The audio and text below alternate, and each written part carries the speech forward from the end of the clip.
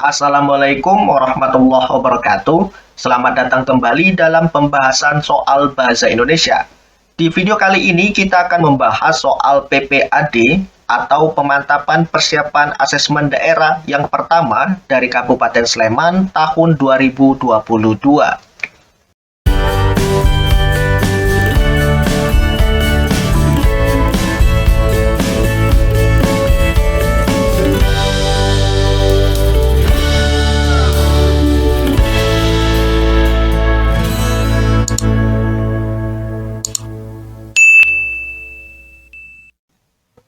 Langsung saja kita bahas soal yang pertama. Yang ditanyakan adalah makna kata kompetitif pada teks tersebut berhubungan dengan apa? Ya, kita pahami dulu makna kompetitif ini apa maksudnya. Jadi kompetitif itu bersifat kompetisi atau berkaitan dengan kompetisi. Nah, tinggal kita cari dari 4 opsi jawaban ini, manakah kata yang lebih mendekati dengan kata kompetitif. Untuk soal nomor 1 ini, jawabannya adalah yang C, persaingan. Kenapa yang A ini kurang tepat, B ini kurang tepat, dan D ini kurang tepat? Jika teman-teman perhatikan, ketiga kata ini memiliki makna yang hampir sama. Yang berbeda itu hanya opsi C, yaitu persaingan. Yang A, B, dan D ini, jika kita tautkan dengan kata yang lain, itu lebih mengarah dengan istilah festival, kontes, perlagaan, atau turnamen. Sementara persaingan ini lebih bersifat kompetisi atau kompetitif. Dan jika kita masukkan ke bagian paragraf, maka kata persaingan ini lebih diterima ketimbang kata-kata yang lain. Jadi seperti itu. Jadi untuk soal nomor 1 ini jawabannya adalah yang C, persaingan. Selanjutnya soal nomor 2. Yang ditanyakan adalah tujuan penulisan teks kutipan teks tersebut adalah. Untuk soal nomor 2 ini jawabannya adalah yang A, memotivasi masyarakat agar dapat melewati pandemi. Nah, kita pahami dulu ya di sini kata tujuan.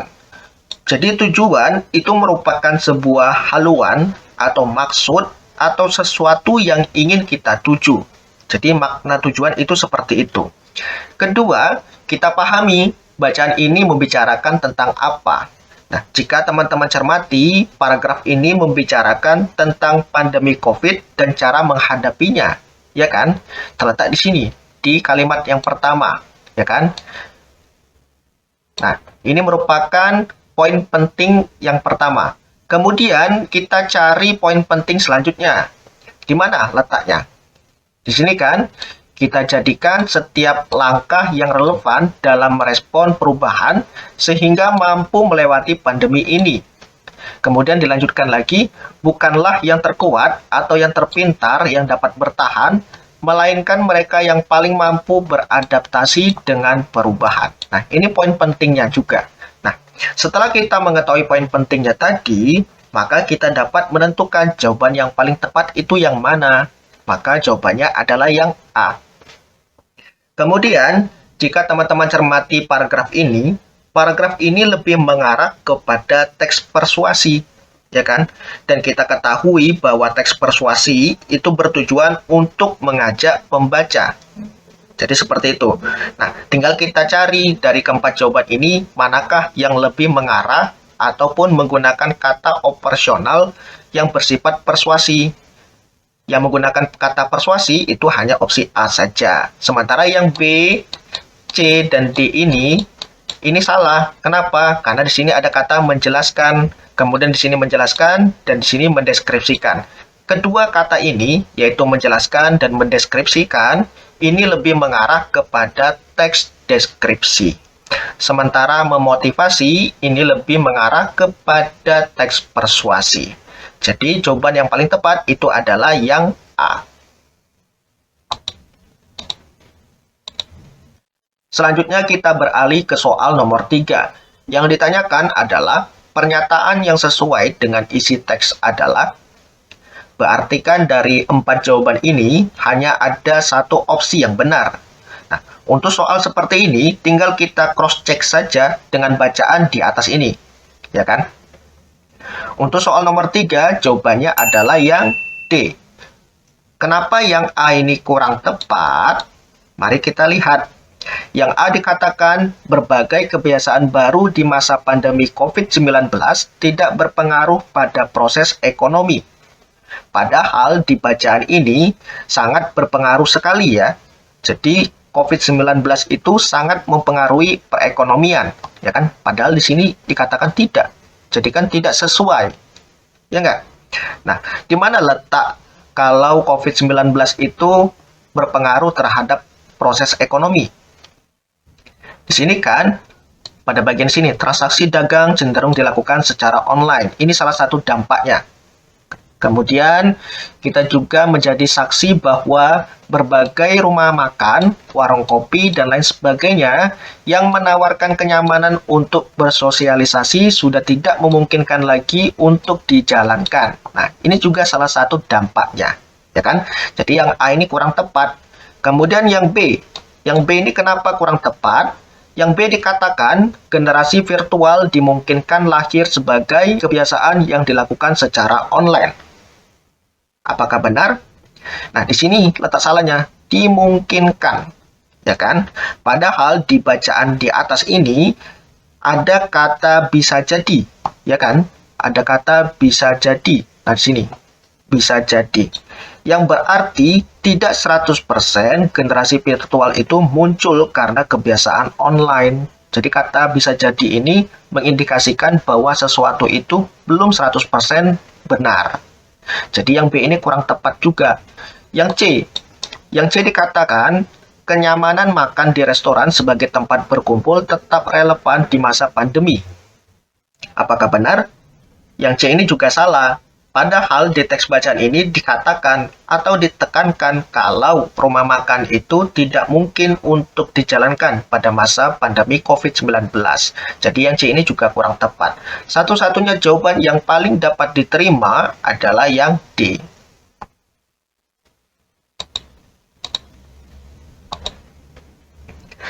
Selanjutnya kita beralih ke soal nomor 4. Yang ditanyakan adalah gagasan utama teks tersebut adalah. Yang ditanyakan di sini, gagasan utama. Nah, kita pahami bahwa gagasan utama itu merupakan gagasan pokok dalam sebuah paragraf atau bacaan. Bisa juga disebut sebagai ide pokok sebuah bacaan. Dan biasanya gagasan utama itu melekat di dalam kalimat utama. Maka kita cari dulu mana kalimat utamanya dan mana kalimat penjelasnya, ya kan? Nah, kembali lagi dengan pembahasan soal ini. Tadi sudah saya katakan kalau gagasan utama itu biasanya ada di kalimat utama. Nah, sekarang kita tentukan dulu mana kalimat utamanya dan mana kalimat penjelasnya. Jadi kalimat utamanya itu terletak di sini kan, di kalimat pertama. Karena di sini ada kata merupakan, yang sifatnya itu menjabarkan informasi yang sifatnya masih umum, ya kan? Jadi ini kalimat utamanya di sini. Nah, sampai dengan di sini, ya kan, di masa pandemi. Ini kalimat utamanya. Sementara kalimat kedua sampai dengan terakhir ini merupakan kalimat penjelasnya. Setelah kita mengetahui mana kalimat utamanya dan mana kalimat penjelasnya, maka kita dapat menentukan mana gagasan utamanya. Dan biasanya gagasan utama itu terletak di kalimat utamanya, ya kan? Nah, jadi untuk soal nomor 4 ini jawabannya adalah yang C. Momentum beradaptasi dengan berbagai kebiasaan baru, ya kan? Di sini kan momentum yang tepat untuk beradaptasi dengan berbagai kebiasaan baru. Jadi cocok kan? Jadi gagasan utama pasti terletak di kalimat utama. Sementara yang A, B, dan D, kenapa yang A ini salah, B ini salah, kemudian yang D ini juga salah? Karena opsi A, B, dan D ini merupakan gagasan ataupun kalimat penjelasnya. Jadi seperti itu cara menjawab soal nomor 4.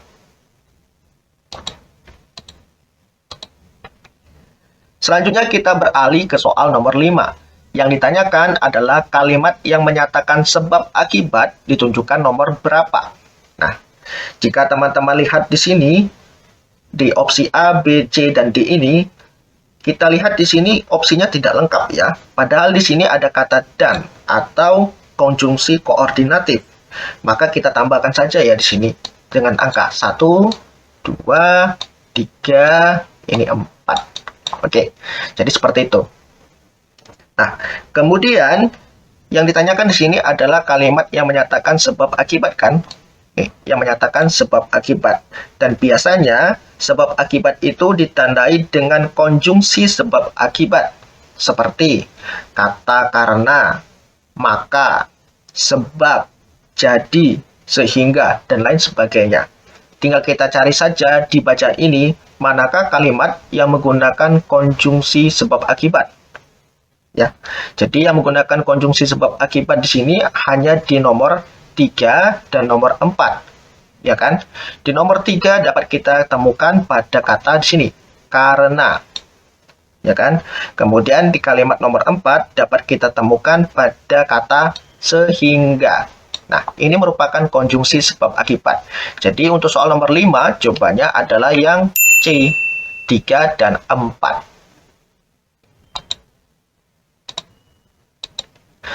Berikutnya kita beralih ke soal nomor 6. Yang ditanyakan adalah kalimat yang mewakili keseluruhan isi poster adalah, berarti teman-teman diminta mencari jawaban yang mencakupi semua informasi dari poster ini, ya kan? Nah, cara cepatnya teman-teman itu menggabungkan antara bagian dari poster yang pertama dengan poster yang kedua, atau informasi yang pertama dengan informasi yang kedua menjadi satu paragraf utuh. Misalkan, di sini kalimat pertamanya, ini kalimat kedua, ini kalimat ketiga, dan ini kalimat keempatnya. Ya kan? Ini kalimat keempatnya. Jadi ini kita gabungkan menjadi satu paragraf. Nah, kemudian kita tentukan mana kalimat utamanya dan mana kalimat penjelasnya. Jadi kalimat utamanya terletak di sini ya. Sementara yang ini merupakan kalimat penjelasnya atau kalimat yang sifatnya mendukung ataupun menjabarkan informasi secara lebih rinci dari kalimat utamanya tadi. Nah, jadi untuk soal nomor ini jawabannya adalah yang C ya. Penggunaan masker yang benar harus menutupi mulut, hidung, dan dagu. Jadi informasi dari kalimat utamanya ada, ini kan penggunaan masker yang benar terletak di sini. Kemudian harus menutupi mulut, hidung, dan dagu terletak di sini. Jadi ada semua. Kenapa yang A ini salah? Yang A ini dikatakan penggunaan masker yang benar dapat melindungi semua orang. Yang ini kurang tepat, yang A ini. Karena hanya menampilkan informasi sebagian saja. Yaitu di sini saja kan. Sementara yang ini tidak ada. Jadi yang A ini kurang tepat. Kemudian yang B. Yang B dikatakan melepas masker dapat berakibat pada penularan virus ke semua orang. Ya kan? Yang B ini juga salah karena tidak ada indikasi ataupun informasi tentang melepas masker. Ya kan? Di sini tidak ada. Jadi yang B ini juga kurang tepat. Kemudian yang D. Yang D kenapa salah? Yang D dikatakan masker yang bagus adalah masker yang bisa melindungi dari penularan virus. Ya kan? Yang D ini juga tidak ada indikasi ataupun informasi tentang masker yang bagus. Jadi kurang tepat juga yang D. Satu-satunya jawaban yang paling sesuai adalah yang C.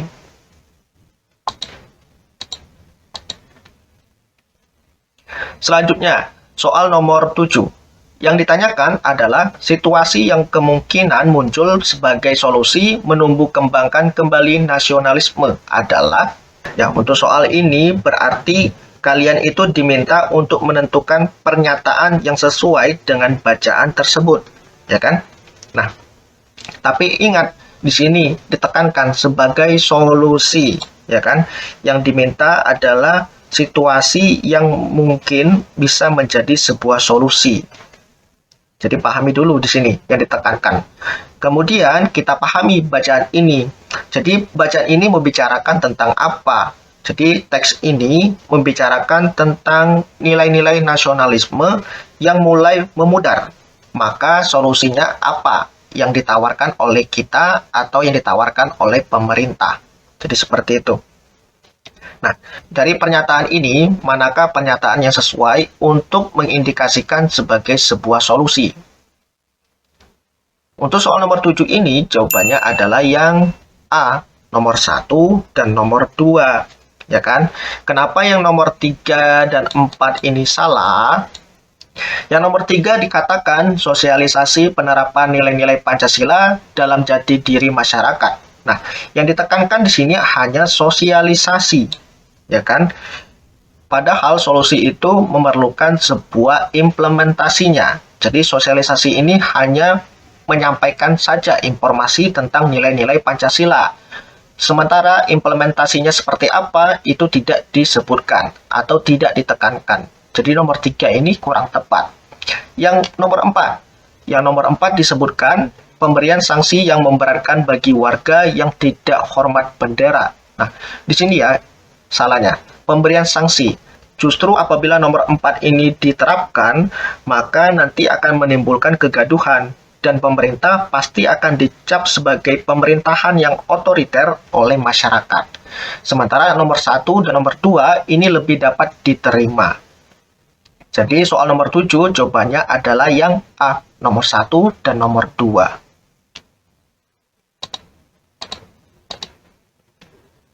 Selanjutnya, soal nomor 8. Yang ditanyakan adalah ringkasan teks tersebut adalah. Nah, yang ditanyakan di sini adalah ringkasan. Kita pahami ringkasan itu apa.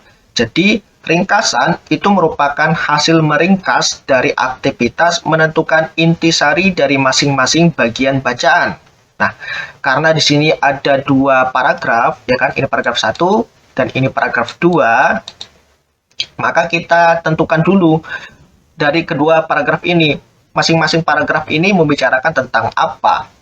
Jadi kalau paragraf pertama ini membicarakan tentang aktivitas manusia yang menyebabkan kepunahan spesies, ya kan? Di sini kan. Nah, ini kalimat utamanya. Jadi terletak di sini. Informasi utamanya terletak di sini. Kemudian, paragraf kedua, informasi yang ditekankan apa?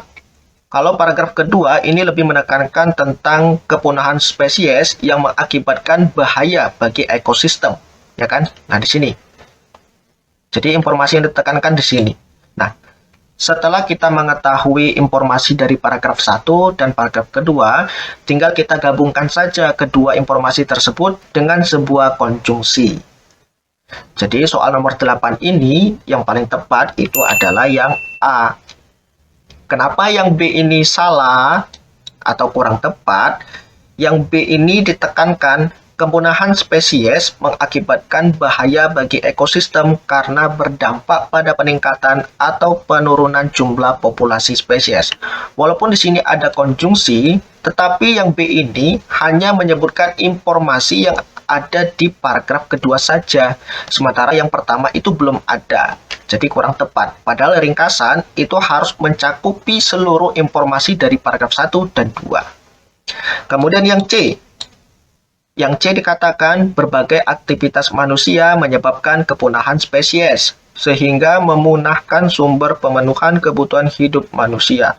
Nah, letak salahnya di mana? Di sini kan, memunahkan sumber pemenuhan kebutuhan hidup manusia. Nah, ini maksudnya apa? Ini maksudnya belum jelas, jadi kurang tepat yang C ini. Kemudian yang D. Yang D kenapa salah? Yang D dikatakan perburuan satwa mengakibatkan bahaya bagi ekosistem karena berdampak bagi keseimbangan dan kepunahan satwa. Nah, salahnya di sini kan. Kepunahan satwa. Apakah teks bacaan ini hanya membicarakan tentang kepunahan satwa? Tidak kan? Jadi teks ini ataupun bacaan ini juga menyebutkan tentang dampak bagi ekosistem lain. Jadi tidak hanya satwa saja, mungkin bisa ekosistem laut atau ekosistem yang lainnya. Jadi yang D ini kurang tepat juga. Jadi opsi yang paling tepat adalah yang A. Jadi informasi dari paragraf 1 ada. Nah, ini paragraf 1. Kemudian dihubungkan dengan konjungsi. Kemudian mengakibatkan bahaya sampai dengan ekosistem ini merupakan informasi dari paragraf kedua. Jadi seperti itu cara menentukan ringkasan. Selanjutnya soal nomor 9. Yang ditanyakan adalah simpulan teks tersebut adalah, yang ditanyakan di sini adalah simpulan. Jadi simpulan itu merupakan sesuatu yang disimpulkan atau diikatkan dari bacaan tersebut. Dan terkadang simpulan itu dapat berupa poin akhir dari bacaan tersebut. Jadi seperti itu yang ditekankan dari simpulan. Nah, untuk soal ini jawabannya adalah yang C. Pembelajaran daring merupakan tantangan besar bagi seorang guru agar mencapai tujuan pembelajaran yang maksimal.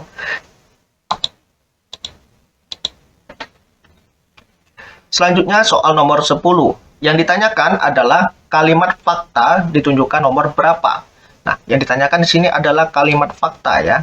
Jadi fakta itu merupakan suatu keadaan atau peristiwa yang merupakan kenyataan. Benar-benar terjadi, tanggal waktu dan kejadiannya benar dan dapat dipertanggungjawabkan. Nah, tinggal kita cari dari bacaan ini manakah kalimat yang mengandung sebuah fakta. Untuk soal nomor 10, jawabannya adalah yang A, nomor 1 dan nomor 2. Sementara nomor 3 ini salah dan nomor 4 ini salah. Kenapa? Karena nomor 3 dan nomor 4 ini mengandung informasi yang sifatnya subjektivitas atau ada pendapat seseorang dalam kalimat tersebut. Ya kan? Misalkan nomor 3, pembelajaran daring menuntut peran orang tua secara maksimal. Ini merupakan sebuah saran ya kan? Menuntut peran orang tua. Ini bersifat subjektif. Kemudian nomor 4, selain itu orang tua perlu beradaptasi. Nah, ini kelanjutan dari nomor 3 tadi kan. Ditekankan di sini dengan kata selain itu. Ini juga menunjukkan bahwa nomor 4 ini mengindikasikan informasi subjektif. Jadi nomor 3 dan nomor 4 ini kurang tepat. Jadi untuk soal nomor ini jawabannya adalah nomor 1 dan nomor 2, yaitu A. Selanjutnya soal nomor 11. Yang ditanyakan adalah perbedaan bahasa kedua teks tersebut adalah menggunakan istilah. Dan jika teman-teman lihat dari semua opsi jawaban ini, dapat kita simpulkan bahwa penggunaan bahasa yang dimaksud adalah bahasa yang berkaitan dengan bidang tertentu. Baik itu bidang teknologi, sosial, biologi, dan lain sebagainya. Untuk soal nomor 11, jawabannya adalah yang C, biologi dan sosial. Maka kita analisis dulu di sini. Kenapa yang teks 1 ini biologi dan teks kedua ini sosial? Nah, teks 1 ini membicarakan tentang apa? Jadi teks 1 ini membicarakan tentang hutan dan manfaatnya, ya kan? Dan kita pahami kalau hutan itu lebih mengarah kepada mata pelajaran biologi kan, atau ilmu tentang biologi. Jadi C, jawabannya biologi, tepat. Kemudian teks kedua. Teks kedua ini membicarakan tentang apa? Teks kedua, walaupun juga ada kata hutan, tapi dia lebih menekankan tentang kerusakan hutan dan berdampak pada kemiskinan, ya kan? Berdampak pada ketimpangan sosial dalam bentuk kemiskinan. Nah, ini lebih mengarah kepada ilmu sosial, ya kan? Karena berkaitan dengan kehidupan masyarakat banyak.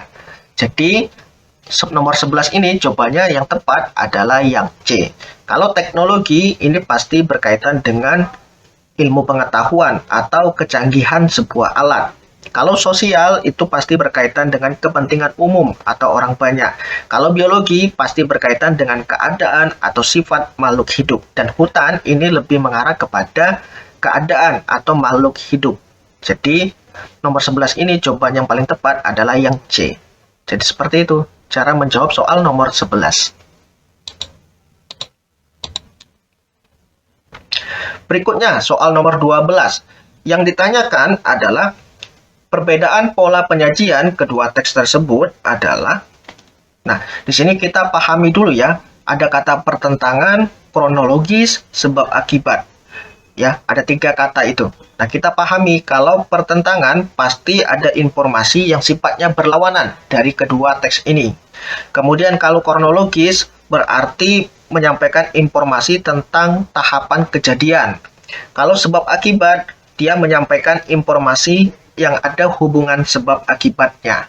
Nah, tinggal kita analisis dari teks 1 dan teks kedua ini lebih cocok yang mana pola penyajiannya. Nah, kita pahami dulu teks ke-1. Jadi teks ke-1 ini lebih menjelaskan tentang kronologis kejadian. Ada informasi tentang klaster, ya kan? ada informasi tentang Gloucester. Nah, informasi Gloucester ini kemudian dijabarkan secara kronologis, mulai dari tahapannya, mulai dari prosesnya, dan lain sebagainya. Nah, dijelaskan di sini kronologisnya. Jadi teks 1 ini lebih tepatnya menekankan pada kronologis, ya kan? Otomatis yang A ini salah, yang C ini salah karena di sini pertentangan dan di sini sebab akibat, ya kan? Tinggal B dan D saja. Kemudian kita analisis teks keduanya. Teks keduanya ini membicarakan tentang apa?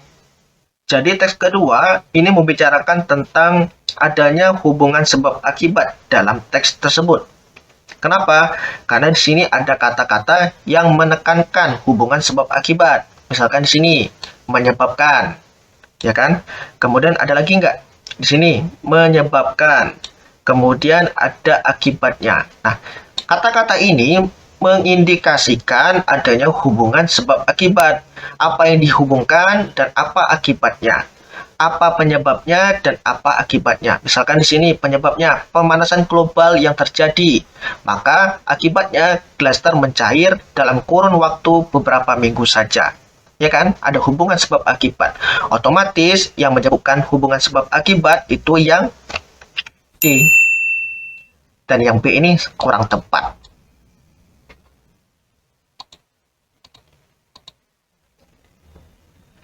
Selanjutnya kita beralih ke soal nomor 13. Yang ditanyakan adalah bukti bahwa manusia berwatak egois ditunjukkan nomor berapa. Nah, di sini kita pahami dulu kata egois itu artinya apa. Jadi kalau egois itu berkaitan dengan orang yang selalu mementingkan dirinya sendiri. Nah, tinggal kita cari dari 4 kalimat ini manakah yang mengindikasikan bahwa seseorang itu berwatak egois. Untuk soal ini jawabannya adalah yang D, nomor 3 dan nomor 4. Ya. Di mana letak egoisnya? Mari kita analisis nomor 3. Nomor 3 disebutkan manusia hanya mementingkan diri sendiri tanpa memikirkan makhluk lain yang ada di sekitarnya. Nah, ini kan merupakan indikasi bahwa manusia itu sebagai makhluk yang egois, ya kan? Jadi yang nomor 3 ini tepat. Nomor 4. Di mana letak egoisnya? Letak egoisnya terletak di sini kan. Tidak ada satupun yang mau mengalah. Ya kan, berarti kan ini mengindikasikan kalau manusia itu sebagai makhluk yang egois karena dia tidak mau mengalah tadi, ya kan? Jadi nomor 4 ini juga tepat. Jadi nomor 13 ini jawabannya adalah yang D, nomor 3 dan 4.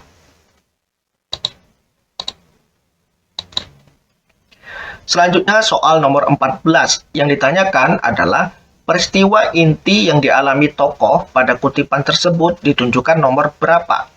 Ya, yang ditekankan di sini adalah peristiwa inti atau peristiwa utamanya.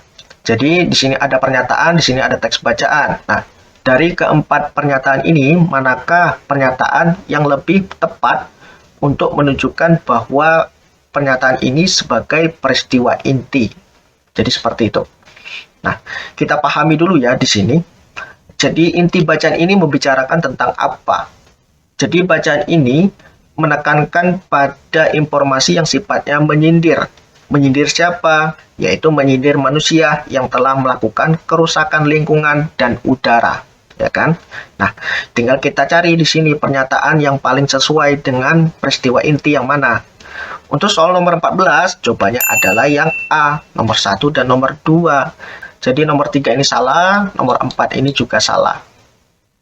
Yang nomor 1 disebutkan, matahari mengadu pada langit tentang ulah manusia yang berdampak pada langit dan bumi. Nah, yang ini terletak di kalimat yang mana? Terletak di sini kan? Di bagian sini ya kan? Nah, sudah waktunya aku pamit langit, terima kasih karena telah bersedia mendengarkan cercaanku tentang manusia. Sampai jumpa lagi langit, dan lain seterusnya ini. Ini mengindikasikan informasi dari kalimat nomor 1 ini kan. Jadi matahari itu mengadu kepada langit tentang ulah manusia yang berdampak pada langit dan bumi. Jadi ada kerusakan dari ulah manusia itu. Kemudian nomor 2. Matahari mengadu kepada langit karena ada segerombolan awan tebal yang menghalangi sinarnya. Jadi di mana letaknya? Di sini kan? Di bagian sini kan? Nah, Jadi di sini ada informasi kalau matahari itu menghadap ke langit karena ada segerombolan awan tebal yang menghalangi sinarnya. Jadi nomor 2-nya itu terletak di sini, ya kan? Nomor 1-nya terletak di sini. Nah, peristiwa intinya itu terletak di situ. Nah, jadi nomor 14 jawabannya adalah yang A. Nomor 1 dan nomor 2.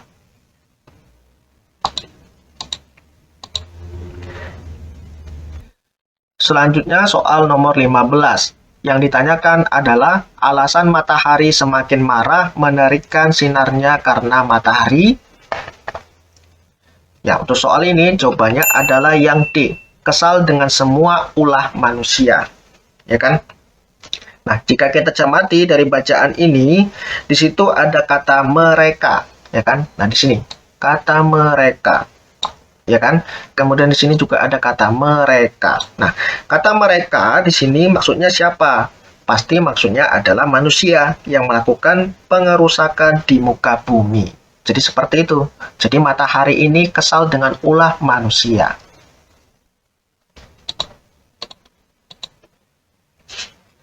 Nomor 16. Yang ditanyakan adalah latar suasana yang terdapat pada teks tersebut adalah. Nah, kita pahami dulu ya di sini. Kalau gundah itu artinya apa? Kemudian gerak itu artinya apa? Kacau itu artinya apa? Kesal itu apa? Jadi kalau gundah itu artinya bimbang atau gelisah. Kalau gerak artinya berasa panas. Kalau kacau artinya bercampur aduk. Sedangkan kesal itu artinya mendongkol atau sebal. Ya kan? Nah, kemudian baru kita kaitkan dengan bacaan di atas. Jadi untuk soal nomor 16 ini jawabannya adalah yang D, kesal. Ya, di mana letak bukti kalau matahari itu kesal? Di sini kan pada bagian tetapi makhluk itu malah mengabaikannya. Matahari menambah lagi suhu panasnya. Ya kan? Langit hanya bisa memaklumi tindakan sahabat yang tengah kecewa bercampur jengkel itu. Ya kan? Nah, ini kan mengindikasikan kalau sebenarnya matahari itu sangat kesal terhadap tingkah laku ataupun perbuatan yang dilakukan oleh manusia. Sehingga dia itu melakukan beberapa tindakan yang sifatnya itu berlebihan. Tetapi langit itu bisa memaklumi tindakan yang dilakukan oleh sahabatnya tadi, yaitu matahari. Karena dia kecewa, maka dia melakukan hal seperti itu.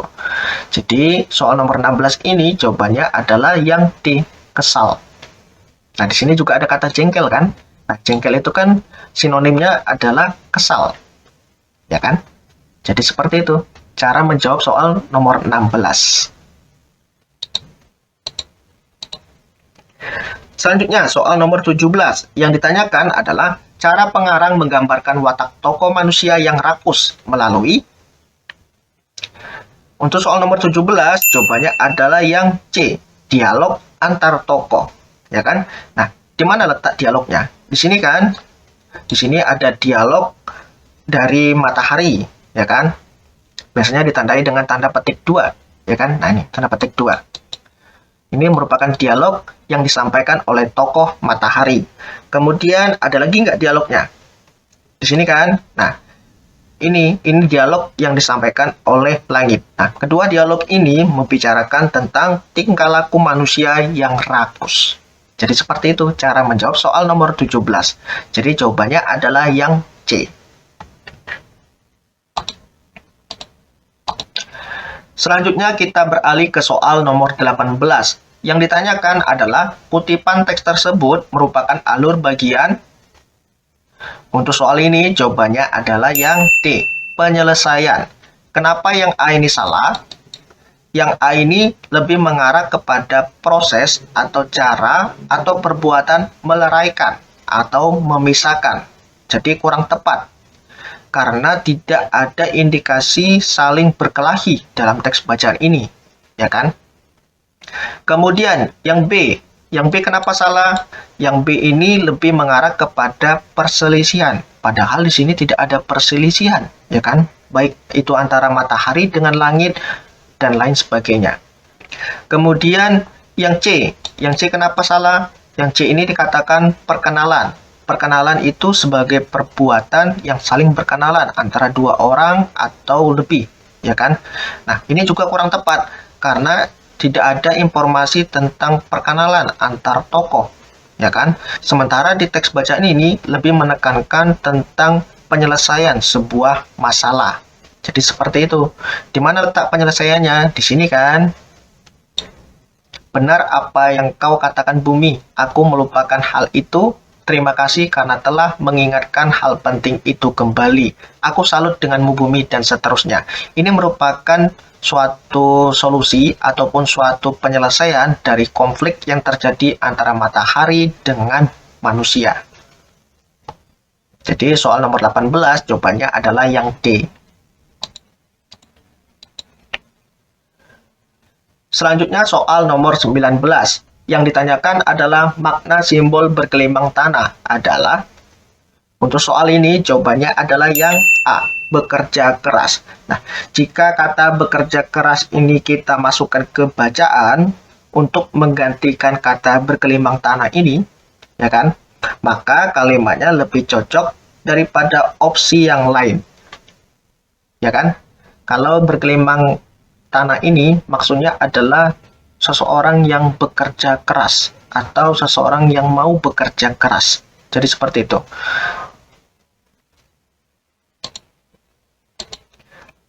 Selanjutnya soal nomor 20. Yang ditanyakan adalah amanat yang sesuai dengan kutipan teks tersebut ditunjukkan nomor berapa? Kita pahami dulu di sini ya, amanat itu apa? Jadi amanat itu merupakan sesuatu pesan yang ingin disampaikan. Jadi di sini ada teks bacaan dan amanatnya apa? Di sini ada 4 opsi. Kita diminta untuk menentukan amanat yang sesuai dengan bacaan ini yang mana. Untuk soal ini jawabannya adalah yang B, nomor 1 dan nomor 4. Ya kan? Berarti nomor 2 ini kurang tepat. Yang nomor 3 ini kurang tepat. Nah, jika kita cermati nomor 1 sampai nomor 4 ini, ya teman-teman, semuanya itu mengandung amanat, ya kan? Tetapi kita itu diminta untuk mencari amanat yang paling relevan dengan teks bacaan ini, ya kan? Ya kan? Nah, jawaban yang paling tepat itu adalah nomor 1 dan nomor 4. Ya enggak? Di mana letak yang menunjukkan kalau nomor 1 ini merupakan sebuah amanat yang sesuai dengan bacaan di atas? Di sini kan, berhentilah kalian berselisih paham. Ya kan? Tidak ada gunanya kalian berusaha saling membanggakan diri.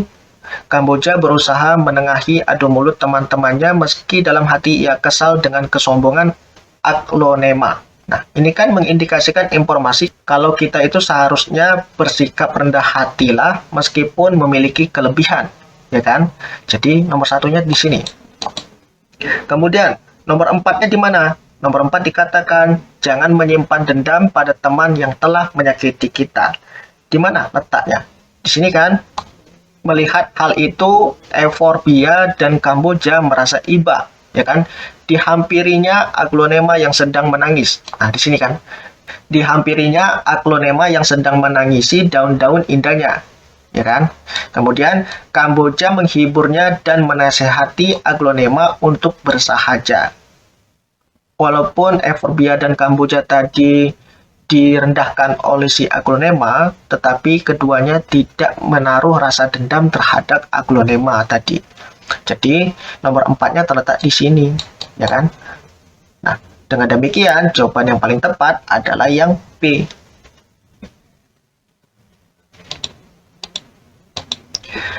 Ya, jadi itulah penjelasan terkait dengan soal nomor 1 sampai dengan nomor 20. Ikuti juga pembahasan lanjutan terkait dengan soal PPAD 1 Kabupaten Sleman tahun 2022 pada video selanjutnya. Saya akhiri, wassalamualaikum warahmatullahi wabarakatuh.